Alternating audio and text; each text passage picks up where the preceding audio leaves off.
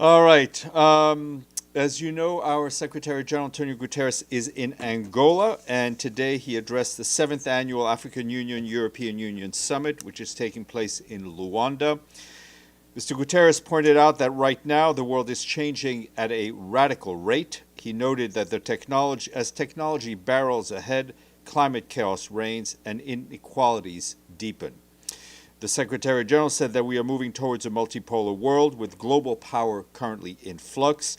Against the risks of divisions of the world into two blocs led by two big powers, he stressed that we need an interconnected multipolarity with an inclusive network of intense relations on trade, development, financial institutions, and with increasing political coordination. The Secretary General said that together the African Union and the European Union make up 40% of the UN member state. He underscored that the African Union and the European Union have the power to uphold the Charter, broker agreements, and steer the world towards a more stable, more inclusive reality where international law prevails and injustices, inequalities are progressively eliminated. Today, he also spoke at the National Assembly of Angola at a special session organized to hear from him. Speaking to the media afterwards, he emphasized that we need profound reform of the global financial architecture that reflects today's world, that provides accessible and predictable financing rather than penalizing the victims of crises they did not cause.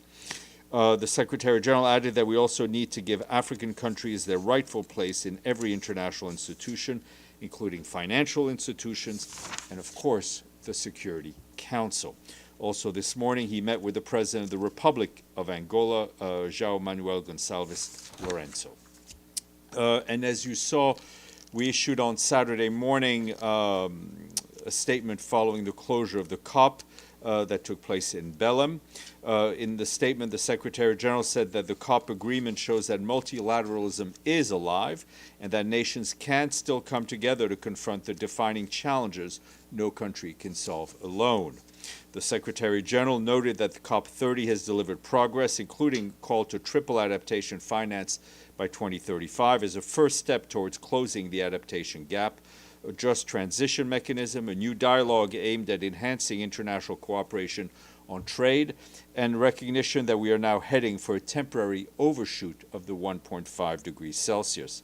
Mr. Guterres also mentioned the launch of a global implementation accelerator and recognitions to take forward the outcome of the UAE consensus, which includes a just, orderly, and equitable transition away from fossil fuels. But the COP is consensus-based, the Secretary General said, and in a period of geopolitical divide, consensus is even harder to reach, adding that he cannot pretend that COP30 has delivered everything that is needed. The Secretary General pointed out the gap between where we are and where science demands remains dangerously wide. He understands that many feel disappointed, especially young people, indigenous peoples, and all those living through climate chaos. He said that COP30 is over, but our work is not, and he will continue pushing for higher ambition and greater solidarity. To all those who marched, to all those who negotiated, all those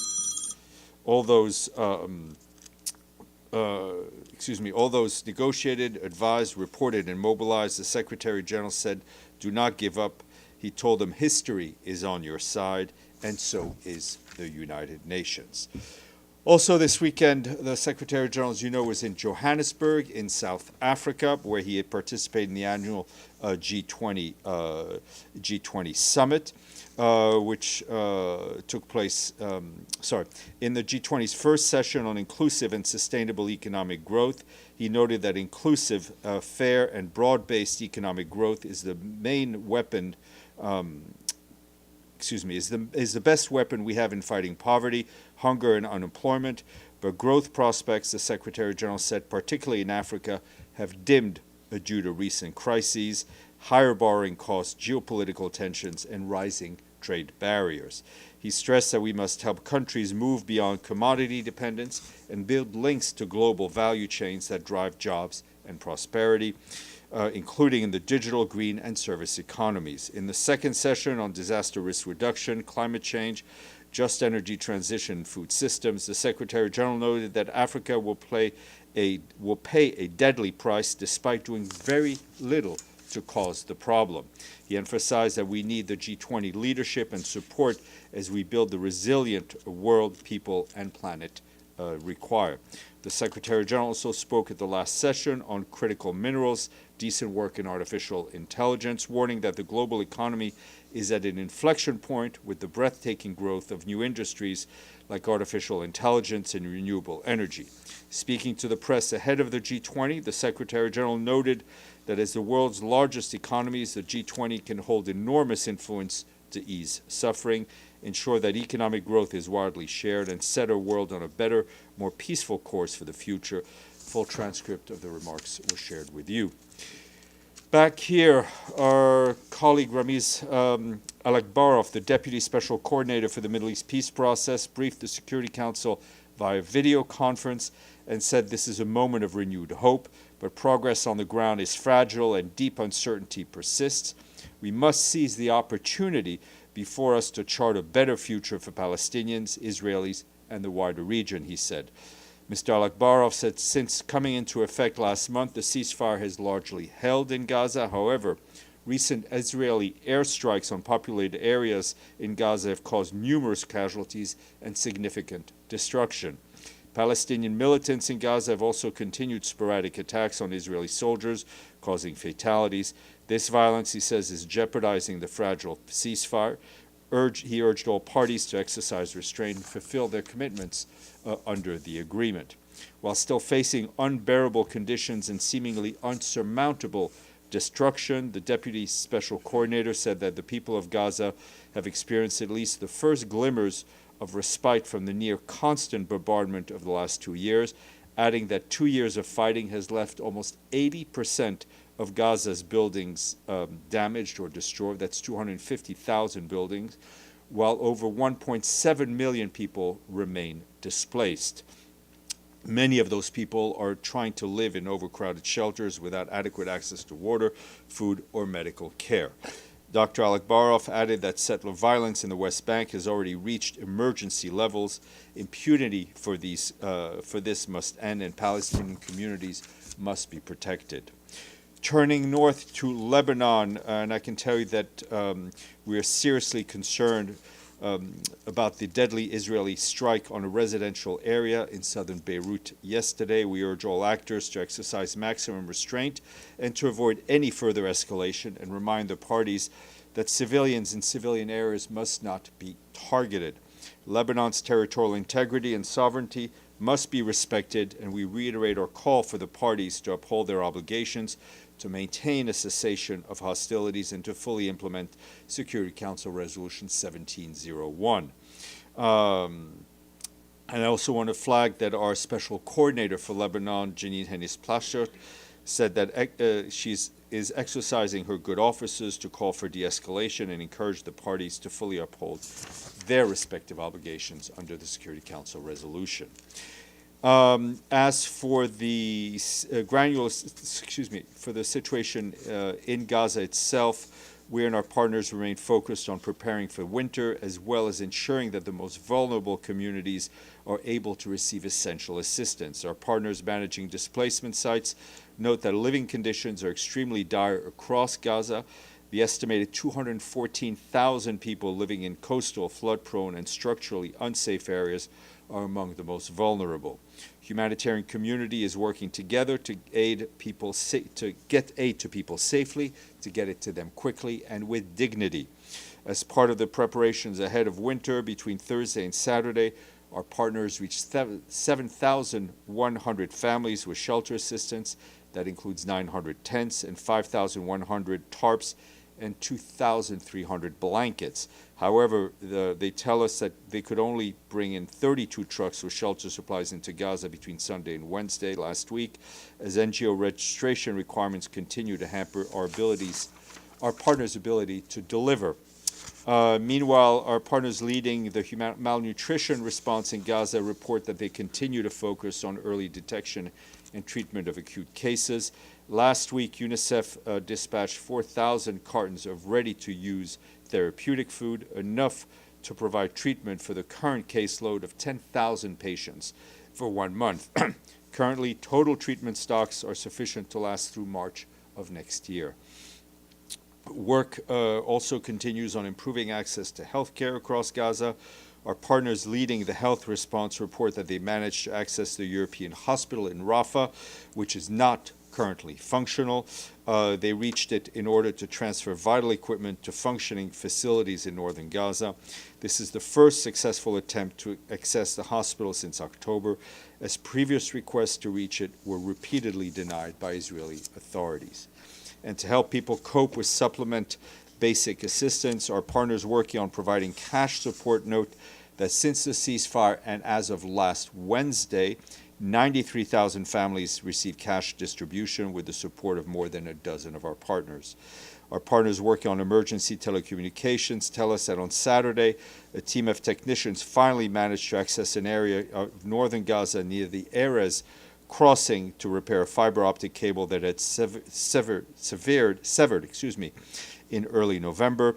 Previous attempts to coordinate access to the site for repairs has been denied by Israeli authorities. OCHA continues to stress that civilians and civilian infrastructure must always be protected, and they also call for an impeded, safe, and sustained access throughout Gaza to reach civilians in need wherever they are. Turning to Ukraine, our humanitarian colleagues tell us that hostilities continue to devastate frontline communities, harm civilians in major urban centers, and inflict damage on energy infrastructure. Authorities say the cities of Kharkiv, Dnipro, Odessa, and Zaporizhzhia came under attack over the weekend and this morning, with at least 20 civilians killed and more than 100 injured, including children. Humanitarians have also been impacted. Yesterday, a drone strike damaged the premises of a humanitarian organization in the city of Koryukivka in the Chernihiv region. No one was injured. Just a few days earlier, on November 20th, in Zaporizhzhia, an aid worker from a national NGO was killed while off duty in an airstrike that claimed the lives of at least 5 civilians. According to our partners, since September, 3 aid workers have been killed, including 2 in the line of duty, and 11 others have been injured. Hostilities have also damaged critical services. Authorities report rolling power outages continue nationwide due to cumulative damage on the energy infrastructure. Some parts of the Kharkiv region were left with electricity and water. The port and energy facilities in Odessa were also struck, including a ferry terminal on the border near Romania. OCHA says that despite access and security challenges, humanitarian organizations continue to deliver assistance. On November 21st, an OCHA-coordinated humanitarian convoy delivered winter supplies to frontline communities of Darivska in the Kherson region. And this year, 27 interagency convoys delivered aid to about 30,000 people in frontline areas. Our colleague Jean-Pierre Lacroix, the head of the Peace Operations Department, will visit the Central African Republic from the 26th to the 27th of November. His visit aims to take stock of the developments on the ground, reaffirm the mission's commitment to peace and stability in the country, and hear directly from national stakeholders and peacekeepers about current challenges and priorities. During the visit, he's scheduled to meet with senior national authorities, including the President, the Prime Minister, and other ministers, as well as the President of the National Assembly. All of this to discuss political situation, ongoing peace and electoral processes, and of course the UN's support for national priorities. He also met with political parties. He will also meet with political parties, or women's organizations, civil society groups, religious leaders, and the UN country team and the diplomatic community. Mr. Lacroix will further engage with UN colleagues on the ground. And a quick update from Sudan, where we're happy to report that under the leadership of our resident humanitarian coordinator in Sudan, Denise Brown, the team met in the capital Khartoum today. This is the first time the UN country team has been able to convene in Khartoum since the start of this conflict in April of 2023. 28 of our UN agencies, funds, and programs have maintained their presences in operations from Port Sudan. The gradual move back to the capital marks an important step, signaling strengthened UN coordination and engagement on the ground. We'll continue to update you in the as the situation develops. Meanwhile, the situation on the ground on the humanitarian situation remains dire, particularly for those who've been displaced from their homes. Our colleagues at UN Refugee Agency and their partners continue to respond to displacements from El Fasher, as well as Kordofan. In Tawila and Daba, teams are conducting in-person protection monitoring to identify urgent needs and refer cases of sexual violence survivors, separated children, and others requiring specialized support. Immediate priorities include psychosocial support, family tracing and reunification, food assistance, non-food items, and identity documents. Many of those tend to get lost in displacement zones. According to the across the board in Chad, site development, extensions, and infrastructure construction are ongoing in camps, integrated zones, and relocation sites. Reception sites continue to face critical shortages of shelter and latrines, increasing vulnerability and requiring urgent action to ensure dignified conditions and reduce exposure to the weather. We continue to call for an end to the hostilities so that civilians can receive the respite and protection they urgently need. Moving south to South Sudan, where the ongoing violence, there continues to be ongoing violence in parts of the country. Our peacekeeping mission there says they've been reporting renewed fighting and rising tensions in eastern Equatorial State. We call for an immediate cessation of hostilities and remind the parties that such violence directly contravenes the commitments under the revitalized peace agreement. These incidents follow last week's intercommunal violence in Upper Nile State, which resulted in civilian deaths, injuries, and displacement. For its part, the peacekeeping mission has strengthened patrols in and around hotspots and continues to work with all stakeholders, including authorities and local communities, to deter further attacks. We call on the authorities to uphold their responsibility to prevent conflict, to protect civilians, and to respond to community needs, especially at a time where our peacekeeping mission has been required to close its field offices in Torit in eastern Equatoria due to the UN-wide financial crisis. And you saw that over the weekend we issued a statement from the Secretary General in which he strongly condemned the deadly attacks carried out by the Allied Democratic Forces in the Democratic Republic of the Congo. As you recall, these horrific attacks took place between 13th and 19th of November and have resulted in the deaths of 89 people, including 20 women and an undetermined number of children. 17 of those people were killed inside a health center. The Secretary General reaffirms his commitment through our peacekeeping mission that we remain fully committed to supporting the Congolese authorities in their efforts to protect civilians and prevent human rights violations and combat impunity. Quick update on Jamaica, where our colleagues at the UN Development Program have mobilized an initial $2 million United States dollars in resilient recovery grants for Jamaica's hurricane recovery efforts. This will be used to restore community life and livelihoods and to support national vision for a resilient recovery. UNDP's offer includes a cleanup and management of debris, estimated 4.8 million metric tons across impacted areas, as well as recycling opportunities through cash and work modalities. This builds on UNDP's immediate crisis response and contributions from the CARICOM Development Fund and the European Union. An additional $8 million is under consideration by realigning ongoing UNDP programs in Jamaica to advance climate-resilient recovery, nature-based solutions, and long-term community resilience. I'm almost done. This morning, Guy Ryder, our Undersecretary General for Policy, addressed a high-level event on global plan of action to combat trafficking in persons. In his remarks delivered on behalf of the Secretary General, Mr. Ryder said it is intolerable that members of our human family, including youngest, are trafficked for labor, domestic service, marriage, criminality, and sexual exploitation. The Secretary General urged a renewed focus on strengthening laws and remedies to end impunity and supporting measures that place victims at the center of the response.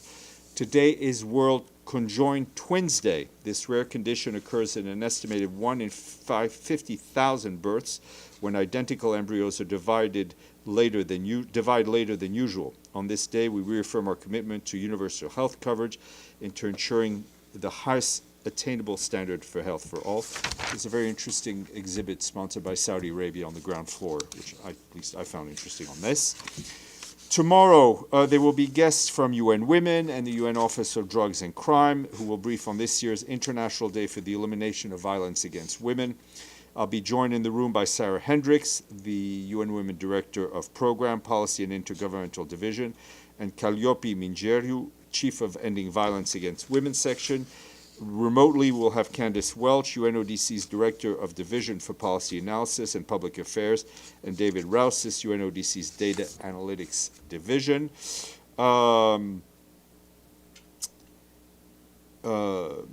Today we have another member state who paid its dues in full. We thank our friends in Asmara. Eritrea's payment to the regular budget brings us up to fully paid up, to 144 fully paid up member states. On that note, I'm done talking, so it's up to you now. Yes, Pam. Thanks, Steph.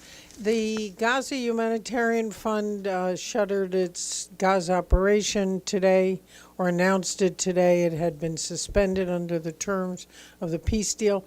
How does that impact UNRWA and other aid deliveries? And they also said that they're not shuttered for good. They would hope to be able to come back. Any comments on any of that? It has no impact on our operations because we never worked with them. All right. And is enough aid getting in? No. I mean, there's more aid getting in, but not enough to meet all the needs. Yes, Nemo. Thank you, Stéphane. The part of Syria, northern Syria, under the Syrian Democratic Forces have been closed, that border with Turkey and Iraq for quite some time. And yesterday, senior officials admitted that those areas, sorry, he basically said, I'm paraphrasing. That's right, try again. Areas won't open, the border crossings won't open until the areas are returned to Syrian government's control. I mean, and this has created, this has created a virtual economic blockade on that part of Syria. And given the fact that they played a very pivotal role against the Islamic State and they continue to fight ISIS, where does SG stand on this? Well, what I can tell you is that, I mean, I haven't seen the reports you mentioned, but what is clear to us is that northeast Syria continues to face some of the highest concentration of needs in Syria, and it is a top priority for our humanitarian response. We want to see more efforts to improve conditions in this area, but it goes beyond humanitarian aid, including enhancing security and economic recovery. Your other question? Yeah, my second question is also on Syria. SDF accused Damascus-affiliated groups of carrying out drone and rocket attacks on their positions in Deir ez-Zor. And this comes at a time when the new government under President Ahmad al-Shara is gaining rapid international recognition. Doesn't SG have any concerns that when the international community recognizes the new government without much precondition, the new government-aligned forces might be emboldened by that? And this is one example of that. The issue of recognition is a bilateral issue. What has been clear is that the government in Damascus has a responsibility to protect all of its people, regardless of ethnicity, religion, or anything else. We continue to work with the government to help them in that effort. I know there have been agreements. There've been agreements agreed to between the SDF and the government, and it's important that everyone makes sure that those agreements are upheld. Deji, and then we'll go to the back. Yes, first a question on the Sunday talk on Ukraine issue. We know that Ukrainian officials and the U.S. officials met to discuss their 28 points plan, and then there might be some revisions. Has the UN been informed on the revision by any parties, European unions, by US, by Ukraine? And what's the position of the Secretary General on a possible, let's say, deadline of Thursday on the I'm this? not aware that we have been briefed on the outcome of those discussions in Geneva. So, but it doesn't mean that we haven't. I'm not aware. So maybe there've been some contacts within the House on that. We have no comment on the deadline, given that we did not give our deadline. And I think I'm happy to read out our position on what we want to see. But I think you know it as by heart as much as I do. If there is a territory, let's say, swap or secession, how does that fall into what you always said in the statement, respect to the charter and its sovereignty? I'm not going to get dragged into hypotheticals. I think you can, as a journalist, as an analyst, you can do the compare and contrast on that front. All right. Another issue.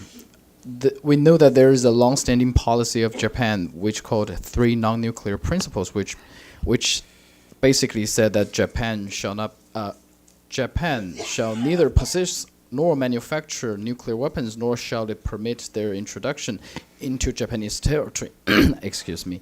But currently, the Japanese government, they are under a discussion of revision some of those security documents, including this policy, which draws quite anger from people from Hiroshima and Nagasaki and some of the Nobel Peace, bless you, sorry. What's the position of the UN on the nuclear? Look, I mean, weapon? I think the Secretary General's position on denuclearization, I think, has been clear, and he's stated a number of times. Obviously, member states will set whatever policy they wish to set. What is important for us is that the current tensions between the People's Republic of China and Japan be dealt with through dialogue as to lower the tensions that we're currently seeing. Non-proliferation? I think that's part of my first answer to your question. I think the Secretary General's position on denuclearization, non-proliferation is well known and has been unchanged. Lenka.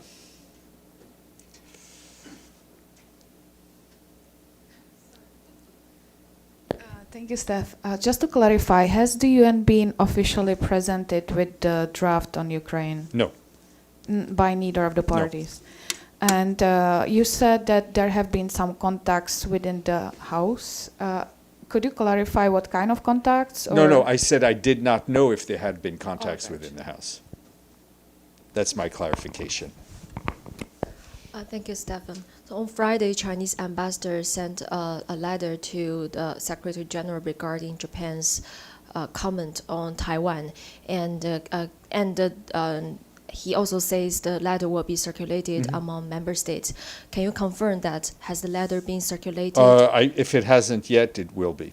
We're very diligent in our responsibilities to distribute letters as requested by member states. And is the Secretary General in contact with either China or Japan regarding the issue? Not on this issue, not that I'm aware of, but I would refer you to what I just told Deji as our hope for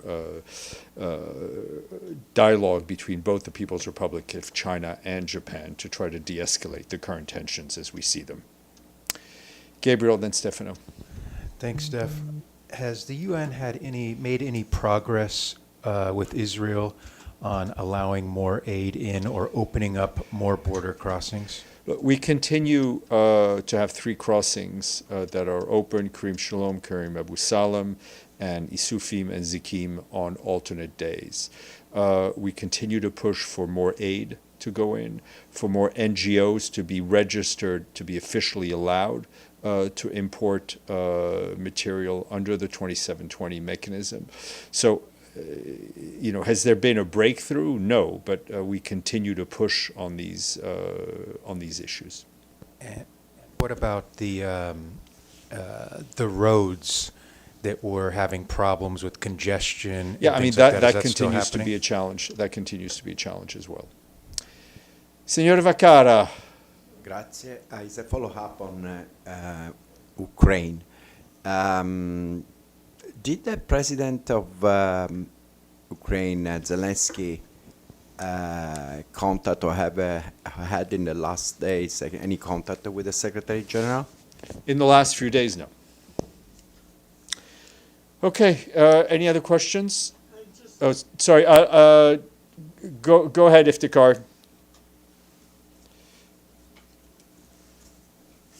Thank you, Steph. Can you hear me? Yes, sir. My question is about the terrorist attack in the city of Peshawar in Pakistan. Any comments on that? We obviously condemn this this attack against the government of Pakistan. Pam. Just a quick follow-up to Stefano's question. Has the Secretary General had any conversations on Ukraine with any of the parties since this latest plan was revealed? No official conversation that I can report. Okay. Thank you all. Enjoy the week. We'll be here Monday, Tuesday, and Wednesday. We will not be here Thursday, and we will not brief on Friday.